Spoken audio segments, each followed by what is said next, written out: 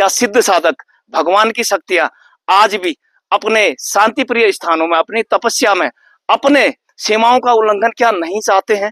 क्या इसलिए हादसा हुआ? क्या कैलाश पर्वत जिसकी ऊंचाई मात्र, या शिव घर जिसे कहते हैं शिव भूमि, 6638 मीटर की ऊंचाई पर है, आज तक उसके ऊपर से ना तो हेप्टर उड़ता है, ना ही उन कैलाश पर्वत की चढ़ाई अभी तक सक्सेस की। एवरेस्ट की ऊंचाई 8849 मीटर ऊंचा होने के बाद भी कई पर्वतारोही उसे फतह कर चुके हैं। Nature is God. क्या प्रकृति ही विज्ञान है? प्रकृति ही ईश्वर है? क्या हमें प्रकृति का नियमों का उल्लंघन किस हद तक करना चाहिए या नहीं करने चाहिए? फाटा या गुप्त काशी से ऊपर क्या हेप्टर सेवा केदारनाथ तक नहीं होनी चाहिए? उस शिव भूमि को, उस विशेष स्थान को शिव मान्यताओं के आधार पर क्या शिव के महल कहो, घर कहो, उसके ऊपर से वायुयान क्या उड़ने नहीं चाहिए? जय हिंद, नमस्कार, वंदे मातरम। मैं हूं के.एस. परिहार। शिव भूमि पहाड़ की वादियों में, देवभूमि में आप सभी का स्वागत के साथ ही एक दुखद भरा संदेश, एक दुखद भरा कॉन्सेप्ट आज का। शिव भूमि, देवभूमि कहिए या फिर सिद्ध साधकों की, ऋषि मुनियों की तपस्या स्थल कहे, या शिव की वो शक्तियां, सिद्ध साधक, विभिन्न शक्तियां जो पहाड़ों में एक विशेष दर्जा भगवान शंकर ने उन सभी शक्तियों को दे के रखा हुआ है, उनकी आज बात करेंगे। बात करते हैं आज केदारनाथ के, जो हेप्टर इतवार को दुर्घटनाग्रस्त हो गया था, आर्यन एविएशन कंपनी का। उसके पायलट राजवीर सिंह चौहान, जो कि जयपुर राजस्थान शास्त्री नगर के रहने वाले थे।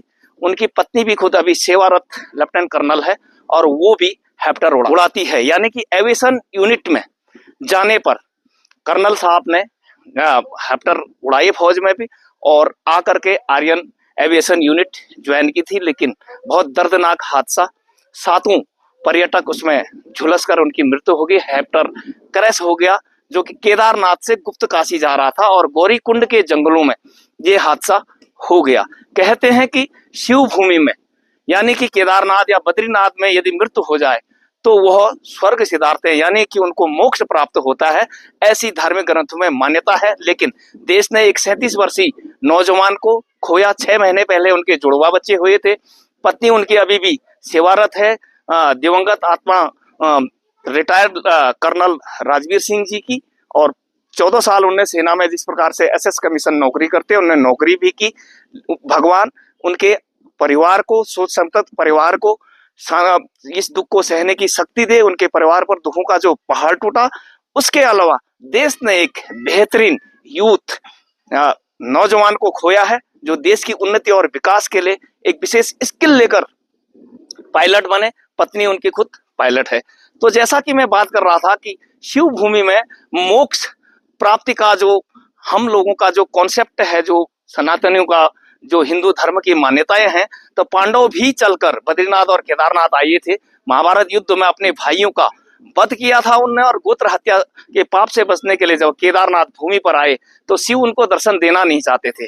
भीम ने देखा कि एक बहुत बड़ा भैंसों का दल आ रहा है और उसमें एक भैंसा भी है, तो भीम पर्वत पर उनने पांवों को जब दोनों तरफ रखा तो सारी भैंसें उनके पांव के नीचे से गुजर गई। कहानी शुरू करने से पहले, कॉन्सेप्ट से पहले, मैं क्षमा चाहता हूं कि इसमें कोई त्रुटि की संभावना पूरी है।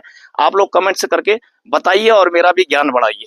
लेकिन जब सभी भैंसें पार हो गई, एक भैंसा जो उनके पांव के नीचे से जाना नहीं चाहा, पांडवों को लगा कि यही भगवान शंकर है, उन्होंने उनको पकड़ना चाहा। पकड़ते ही शिव उनको दर्शन नहीं देना चाहते थे और भूमि में समाने लगे।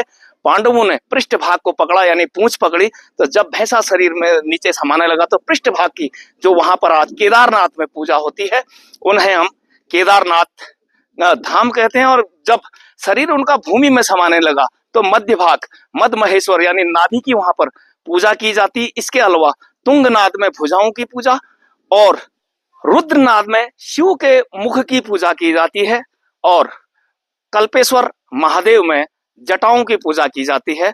एक मान्यता ये भी है कि पृष्ठभाग केदारनाथ है और अग्रभाग की पूजा नेपाल में पशुपतिनाथ के नाम पर होती है। तो जैसा मैं कह रहा था कि Shiva, Lord Shiva concept of Himalaya की विभिन्न प्रकार की शक्तियां यहाँ पर रहती है, जो शांति प्रिय चाहते हैं। ऋषि मुनि पहले तपस्या के लिए शांति स्थलों को ढूंढते थे, इसलिए ये देवभूमि में है।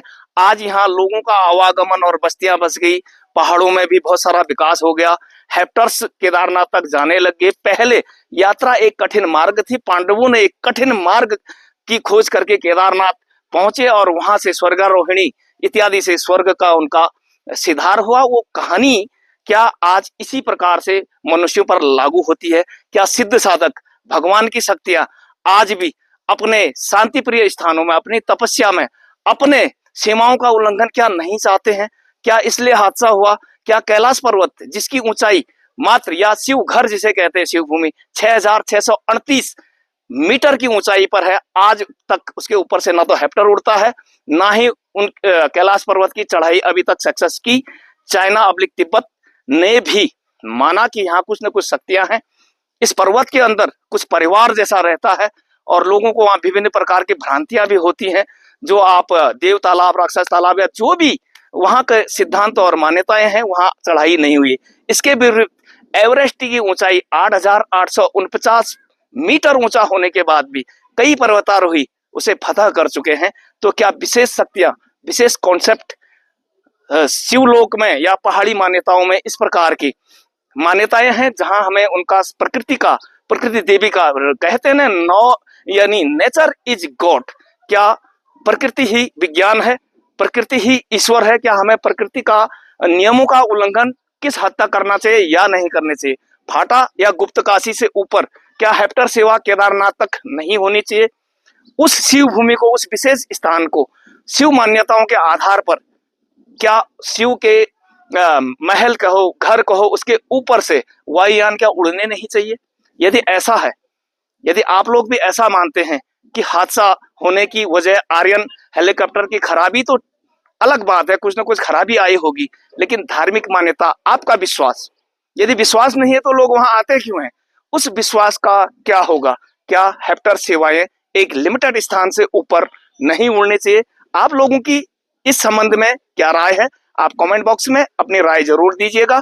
इसके साथ ही अंत में एक बार फिर एक होनहार 37 वर्षीय नवयुवा आर्मी रिटायर पायलट को देश ने खोया, परिवार ने खोया। उनकी पत्नी पर दुखों का पहाड़ टूट पड़ा।